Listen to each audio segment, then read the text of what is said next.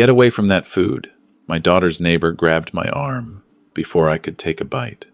What she whispered next destroyed everything I believed about my own family. My wife hadn't called me back in 5 days. 5 days of silence from a woman who had never once gone to bed angry. 53 years of marriage, and Margaret had called me every single evening at 7 o'clock when we were apart. Every conference I attended, every fishing trip I took with my brother, every time one of us had to travel for any reason at all. 7 o'clock, without fail. I'd told her once that she didn't have to check in like clockwork, that I trusted her completely. She'd laughed and said it wasn't about trust. It was about wanting to hear my voice before she closed her eyes. 5 days without that voice. I kept finding reasons to explain it away. Margaret had gone to Savannah to help our daughter and son-in-law prepare for the new baby. Their house was chaos, she'd told me before she left. Boxes everywhere, furniture arriving in pieces, the nursery only half painted. Maybe she was exhausted by 9 o'clock and falling asleep before she could call. Maybe the reception in that neighborhood was poor. Maybe she dropped her phone and cracked the screen and was just waiting until she got home to tell me about it, the way she always downplayed things so I wouldn't worry. I am not a man who worries easily. 31 years as a homicide detective with the Memphis Police Department will either break you or teach you to manage fear, the way a carpenter manages wood carefully. With the right tools, understanding the grain, I had seen the worst that human beings were capable of doing to each other. I had learned to read situations clearly and act without letting emotion overtake judgment. But something about those 5 days felt wrong in a way I couldn't explain with evidence. Just a weight behind my sternum that wouldn't go away. I called our daughter on Wednesday morning. Voicemail. I called her husband. He picked up on the 4th ring, sounded distracted, told me Margaret was resting and couldn't come to the phone. She's been tired, Dad. The heat down here's been rough on her. You know how she gets. I asked him to have her call me when she woke up. He said he would. She never called. I was on I-16 heading toward Savannah before sunrise on Thursday morning. I didn't tell them I was coming. I told myself it was because I wanted to surprise Margaret, that I'd bring those pralines from the shop in Macon she loved so much and show up at the door and watch her face light up the way it always did when I surprised her. That was the story I told myself for the first 100 miles. The second 100 miles, I stopped pretending. Something was wrong with my son-in-law. I had never said that out loud to Margaret or to anyone else, because I had no evidence, and I was a man who needed evidence before he spoke.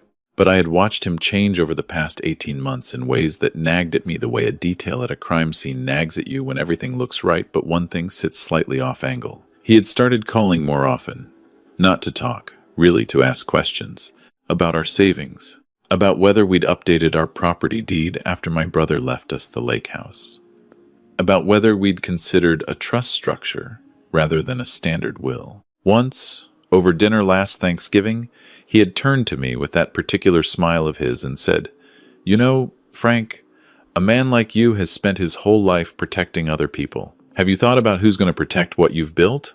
I had looked at him for a moment longer than was comfortable. Then I'd passed the rolls.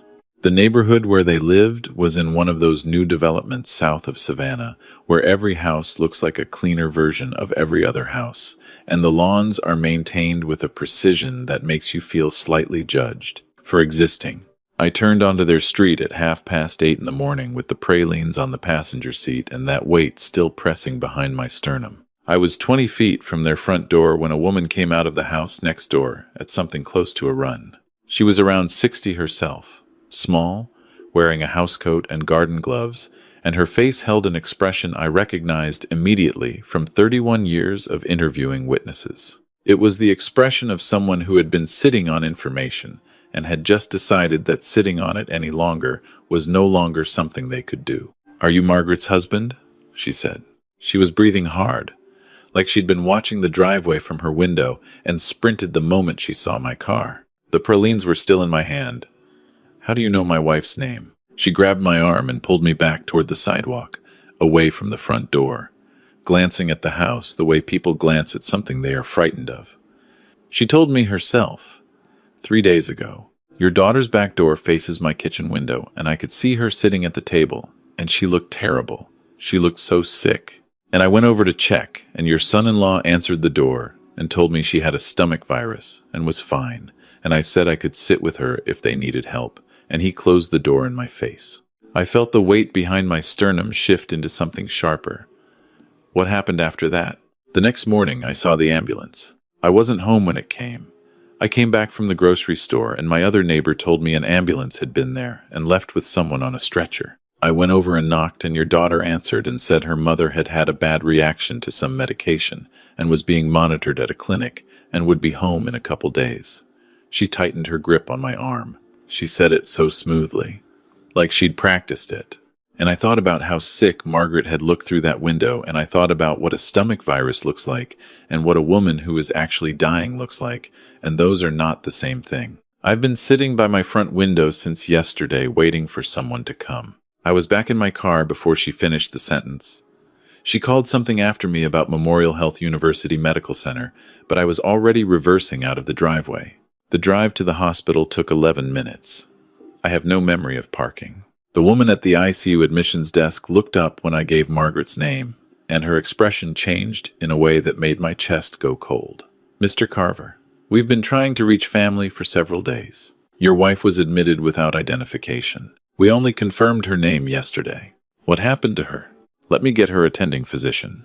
Please sit down. I did not sit down. The attending physician was a young man who had clearly been awake for most of the previous 20 hours, and he led me to a consultation room off the main corridor and sat across from me with the particular careful posture of someone about to say something very difficult. He told me that Margaret had been admitted in critical condition, presenting with symptoms consistent with warfarin poisoning, internal bleeding in her stomach and intestinal tract. Her INR levels, the measure of blood clotting function, had been nearly 8 times the normal range. No physician had prescribed her warfarin. She had no documented heart condition, no clotting disorder, no medical reason to have that medication in her body at all. Someone gave it to her, I said. He met my eyes. That is the working assumption, yes. Warfarin in those quantities doesn't get into a person's system accidentally. It has to be administered repeatedly over several days. It's colorless, tasteless, dissolves completely in food or liquid. He paused. Mr. Carver, she's alive because the amount wasn't quite sufficient and because her system is strong. Another 2 days without treatment and we would not be having this conversation. I sat with that for a moment. 31 years of homicide investigation, and I had to sit with that for a full 30 seconds before I could speak clearly again. Where is she now? Room 614. She's conscious. She's been asking for you. Margaret looked smaller than I had ever seen her. She had always been a woman who took up the right amount of space in a room, not loudly, but with a quiet solidity that made people feel steadier just by being near her. The woman in that hospital bed looked like something essential had been temporarily removed from her, leaving only the outline, pale, with tubes running into both arms and machines marking the rhythm of her heart in green lines on a screen. She opened her eyes when I came through the door. For a moment, she just looked at me, and then her face crumpled the way it only did when she was trying very hard not to cry and failing. Frank. Her voice came out barely above a whisper.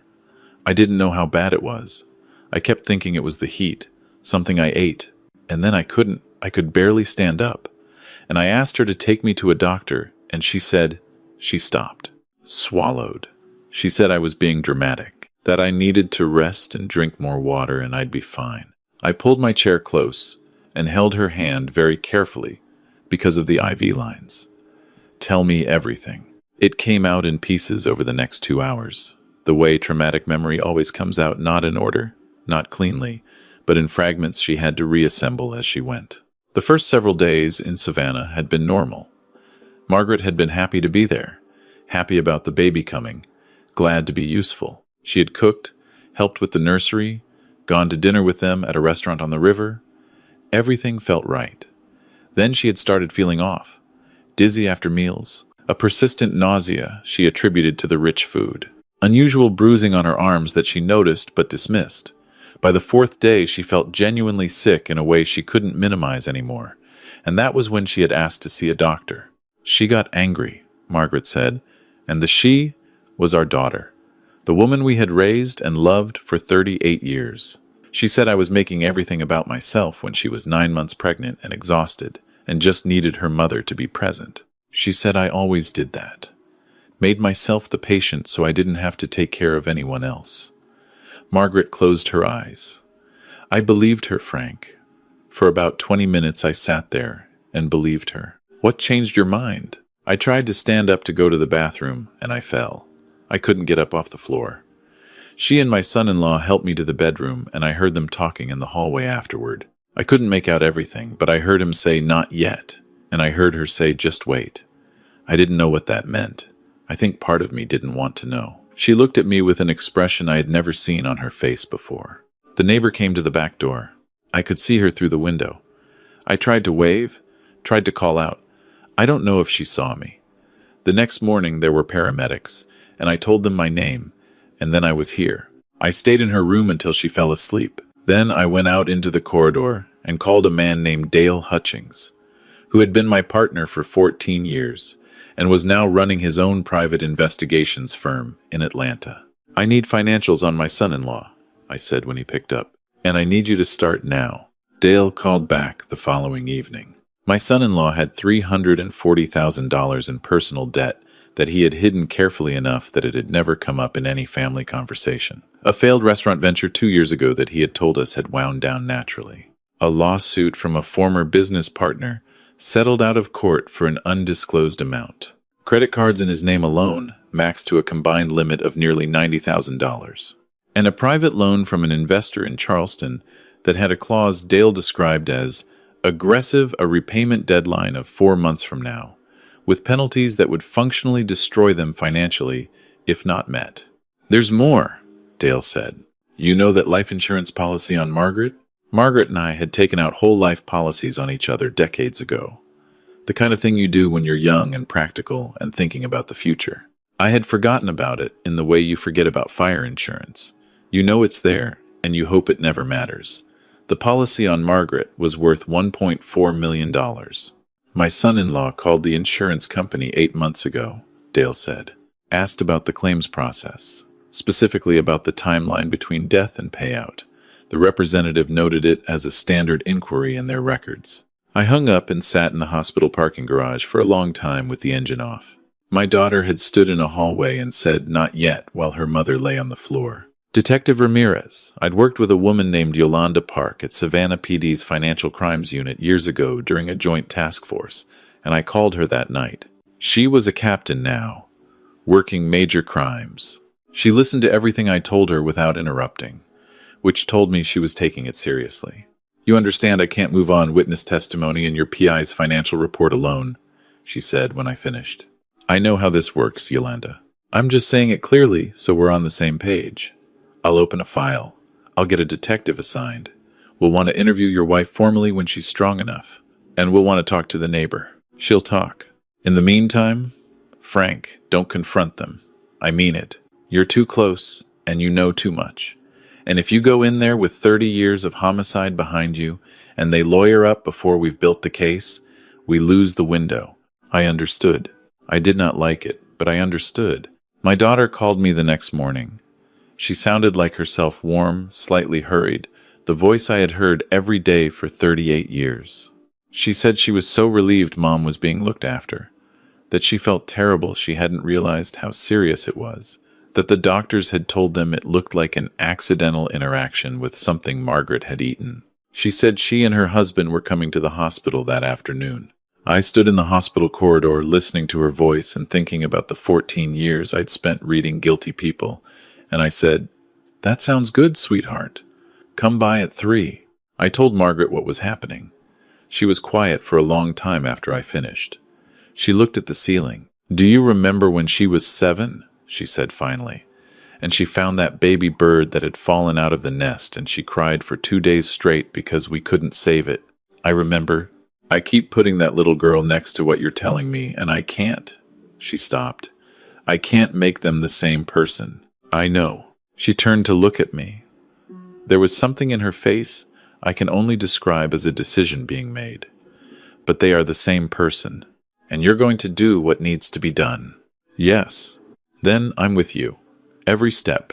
My daughter and son-in-law arrived at 3:15. They brought flowers, which I noted, and they hugged me in the corridor before we went in, which I also noted, and my son-in-law shook my hand with both of his, which told me they had rehearsed at least the arrival sequence. In Margaret's room, my daughter sat on the edge of the bed and held her mother's hand and cried, and I sat in the corner and watched everything with the part of me that had spent 3 decades learning to watch.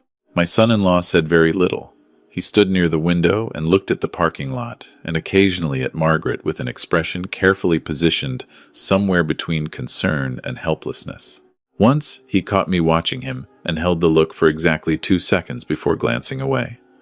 That 2 seconds told me almost everything. After they left, the detective assigned to the case, a methodical young woman named Sergeant Priya Desai, called to tell me she had interviewed the neighbor, whose name was Constance, and that Constance's account was detailed and consistent and would hold up. She's a retired emergency room nurse, Desai said.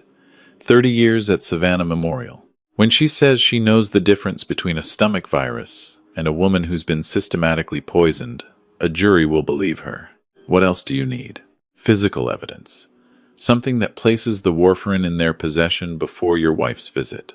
A search warrant application requires probable cause, and right now the motive and the neighbor's account gets us close, but not there.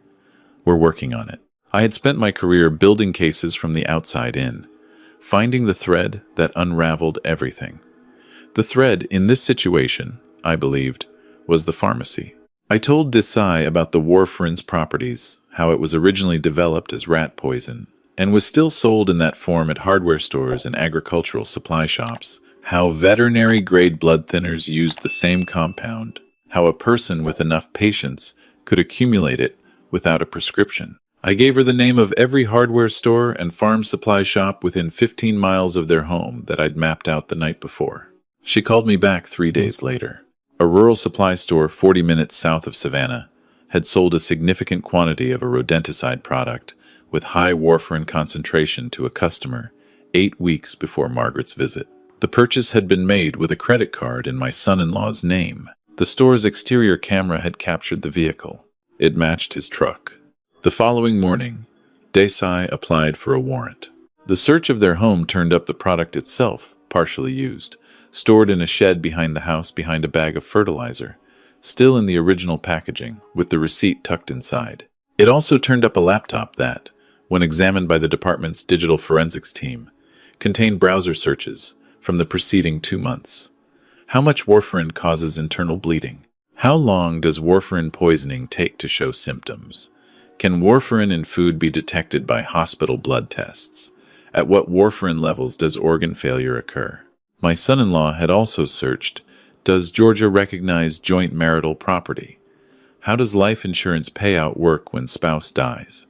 Can a beneficiary be contested after death? Desai called me the morning the arrests were made, though I was at the hospital, sitting beside Margaret, when she told me. I watched the news later from Margaret's room, the brief clip of them being walked to separate patrol cars. My daughter's face was turned down. My son-in-law looked at the camera for one moment with an expression I had seen before on men who had done terrible things and believed until the handcuffs closed that they were smarter than everyone around them. "Is it done?" Margaret asked, without looking up from the window. "It started," I said. The media found the story within 48 hours. Retired homicide detective's wife poisoned, daughter and son-in-law charged with attempted murder. The coverage was initially careful, measured, noting that both defendants had denied all charges and were represented by counsel. Then their attorney, a defense lawyer out of Atlanta named Warren Briggs, who specialized in exactly this type of case, began steering the narrative in a different direction. Within 2 weeks, Briggs had managed to plant the following story in 3 separate media outlets. Margaret had a history of anxiety and depression that her family had managed privately for years. The warfarin found in their shed was legitimately purchased for a rodent problem they had documented, with photographs as evidence. My son-in-law had searched those topics online because he was a devoted husband doing research after his mother-in-law's health scare, trying to understand what the doctors were telling them. And I was a controlling, overbearing former cop who had never accepted my daughter's husband into the family and had spent years looking for a reason to destroy him. That last part was delivered through my daughter herself, in a recorded interview she gave to a local news station from what appeared to be her living room. She looked tired and frightened and entirely believable, and she said, "My father was a police officer for 30 years. He believes he can read people. He decided he didn't like my husband before our wedding, and he has been waiting ever since for something he could use. My mother is not well. She has not been well for a long time. We love her, and we are terrified for her. And the fact that my father has turned this into a criminal accusation against us is the most devastating thing I have ever experienced." I watched that interview in my truck in the hospital parking garage. I watched it twice.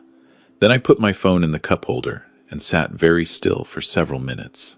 I had interviewed hundreds of people in 31 years. Some of them were innocent. Some of them were guilty and brilliant. Some of them were guilty and performed innocence with a conviction so complete that it was genuinely difficult to hold on to your certainty. My daughter was in that last category. She had learned something from watching me, I realized. She had learned how composed looks. She had learned how grief sounds. And she was using everything she had learned from me to dismantle the case against her. My attorney filed a civil lawsuit the following Monday. The suit laid out the financial motive in full, including the debt figures and the insurance inquiry. It froze every asset they owned, which at that point, given what Dale had found about the outstanding loan, was not much. It also, crucially, created a public legal record that existed independently of whatever the criminal court did. If they beat the charges, which I did not believe they would but had to consider, the civil case would follow them. My son-in-law called me that night. He did not shout. He was very quiet, which was more frightening than shouting. He said, "You're going to regret this, Frank. Whatever you think you know, you don't know everything. There are things about Margaret that you've chosen not to see for a long time." Then he hung up. I turned the conversation over in my mind for 2 days before I understood what it was. It was a test.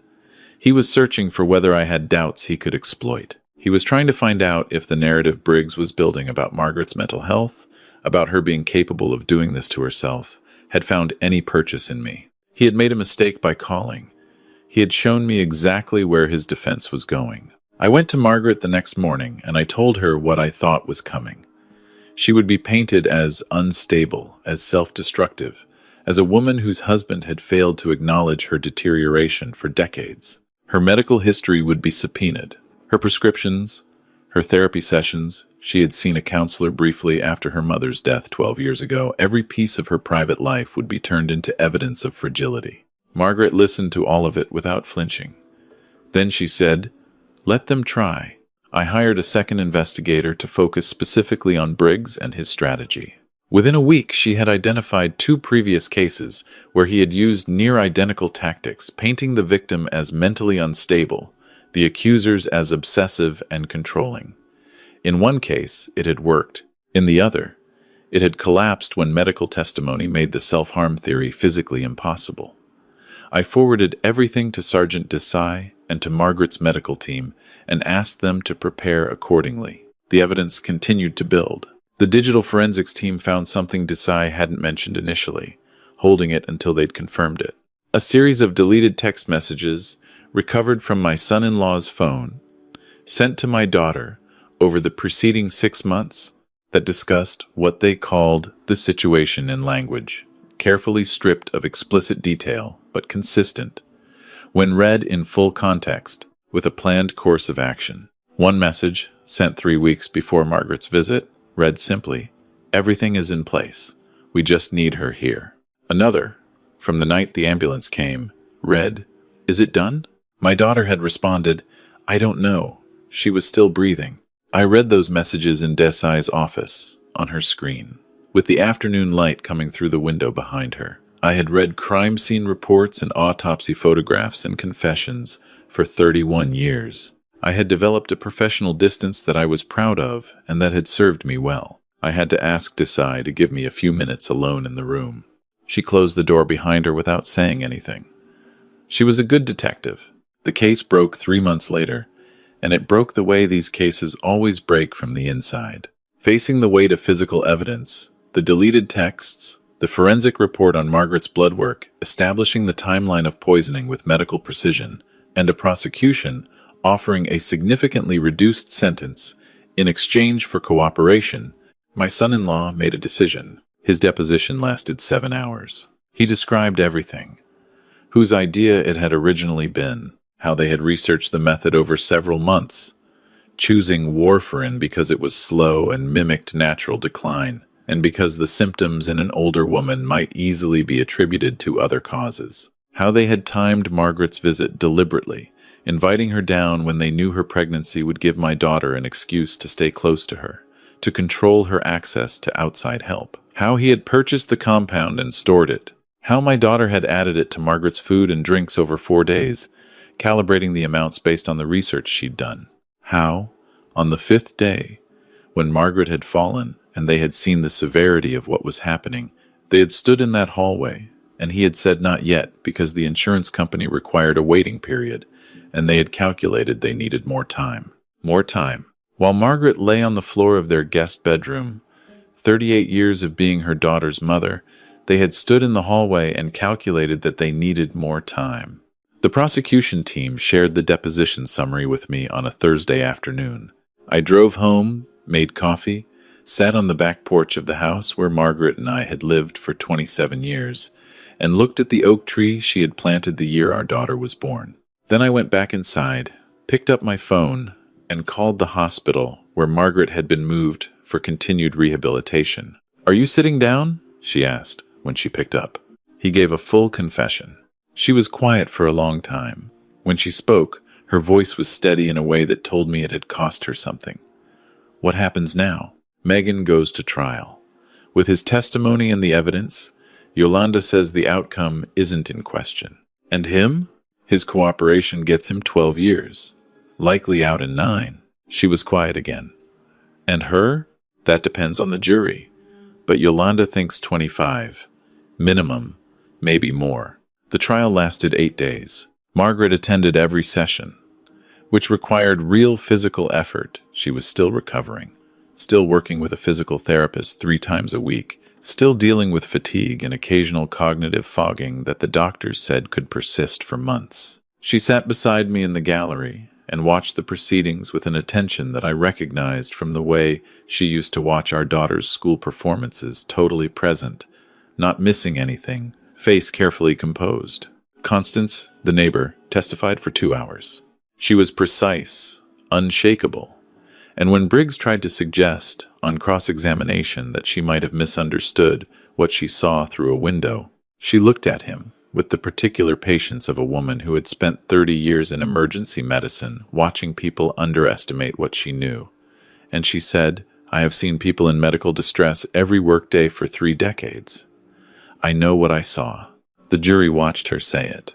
I watched the jury. The medical expert testified about the warfarin levels with charts and clinical language that made the jury's faces go through a progression I had seen before in homicide cases, when the reality of what had been done to a human body became undeniable. The digital forensics expert walked through the browser searches with the patience of someone explaining something simple to people who needed time to absorb it, not because they were slow, but because what they were absorbing was monstrous. My son-in-law testified for 4 hours. He was flat. Whatever he had felt about any of this, whether guilt, whether grief, whether fear, had been processed into something mechanical by then. He answered questions. He confirmed the evidence. He did not look at my daughter at the defense table, not once. My daughter watched him testify without visible expression until the moment he confirmed the text message exchange from the night the ambulance came. At that point, she turned her face away and looked at the far wall of the courtroom and did not look back. The jury deliberated for 6 hours. When they came back, the forewoman read the verdict with a steadiness that suggested she had practiced it, wanting to give it the gravity it deserved. Guilty of attempted murder in the 1st degree. Guilty of conspiracy. Guilty of aggravated assault causing serious bodily harm. Guilty of elder abuse. Sentencing came 5 weeks later. The judge, a woman who had served the district for 22 years, delivered a statement before she announced the sentence that I have thought about many times since. She said, You are a woman who had a mother who loved you completely and without condition for 38 years. That love asked nothing of you except that you be safe and be well. You responded to that love by conducting months of research into how to end her life in a way that could not be detected. You invited her into your home. You poisoned her over 4 days. And when she fell and begged you to help her, you calculated whether you had done enough. She paused. The answer to every question I would normally ask about circumstances and potential and rehabilitation is answered completely by that calculation. This court sentences you to 27 years in state prison. You will not be eligible for parole until a minimum of 23 years have been served. The gavel came down. Margaret's hand tightened around mine. We drove back to the rehabilitation center in silence. The sun was low over the marshes, and the light was doing what Georgia light does in the evening, turning everything amber and slow. I parked and we sat for a moment before going inside. "Do you want to talk about it?" I asked. She considered the question the way she considered every question seriously, without rushing toward an answer just to fill the space. "Not tonight," she said finally. "Tonight I just want to sit on the porch and look at the water and know that I'm here." We sat on the facility's porch for an hour. The night came in from the water slowly, the way southern nights do, unhurried, carrying the smell of salt and pine. Margaret had her blanket and I had the coffee I'd brought in a thermos, and we didn't say much. There wasn't much that needed saying. What I was thinking about was Constance. I had gone to see her 2 weeks after the arrests, driven down to Savannah, and knocked on her door with a bottle of bourbon and a check I had written that I knew she would probably argue about. She had argued, I had insisted. She had finally set the check on her kitchen table and looked at it for a moment and then looked at me and said, "I thought about not calling. I want you to know that." He came outside and told me it was a family matter and I was not to interfere. And for about 10 seconds I stood there and thought about what it would cost me to make that call. And then I thought about that woman's face in the window. She looked back at the check. That's all I thought about. I had told her I wanted her to come to dinner when Margaret was home and stronger. She had said she would bring her apple cake, which Margaret had apparently told her was her favorite. "She's a good woman," Margaret said when I had relayed the conversation. "She's the whole reason we're having this conversation." Margaret was quiet for a moment. I think about that sometimes. How close it was. One neighbor with less nerve, or a different shift that day, or a window that faced the other direction, and I'm just gone. But you're not. But I'm not. She reached over and took my hand. "You know what I keep coming back to? In 31 years, how many cases did you work where someone got justice? Real justice. Clean and clear and on the record." I thought about it honestly. Not as many as I'd like. We got it. We got it. The civil case was resolved 4 months after the criminal sentencing. There was nothing to recover. The bankruptcy filing had been accurate. The legal fees had consumed whatever remained. And the settlement existed, as my attorney had told me it would, primarily as a formal record, a permanent acknowledgement, signed and filed, and accessible to anyone who looked, of what had been done and who had done it. Margaret came home to Memphis in the spring. The rehabilitation had taken longer than either of us had hoped, and there were still days when she tired easily and mornings when the cognitive fogging made her frustrated in a way that was hard to watch. But she was home. She walked into the kitchen the first morning and stood in the light from the east window and looked at the oak tree in the backyard. We'd planted one here too, years ago, from a cutting from the Savannah tree, and I stood behind her, and neither of us said anything for a little while. The following week we updated our will. The lake house, the savings, the life insurance, the property, all of it redirected to a list of organizations we had been contributing to for years. A scholarship fund at the high school where Margaret had taught before she retired. The Memphis Legal Defense Fund. The children's wing of the hospital where she'd spent 3 weeks in the spring of her worst year. Not a dollar to our daughter or to any descendant of my son-in-law's family. The estate attorney had been gentle about confirming this was our final decision. We had told him it was. I received a letter from my daughter, 9 months after her sentencing. It was long and it was careful, and in certain passages it sounded genuinely like her, like the person I had known, the girl who had cried over the bird. She said she was sorry. She said she had told herself stories about why what she was doing was justified, that we had more than we needed and would never notice what we were spending anyway, that Margaret had lived a good life, that none of these stories held up in the silence of her cell at night, and she knew that now. She asked if there was anything left between us that could be rebuilt. I read it once. I read it carefully because she deserved that much. She deserved to be taken seriously even now. Then I put it in the filing cabinet in my office under the folder marked with her name. I have not responded.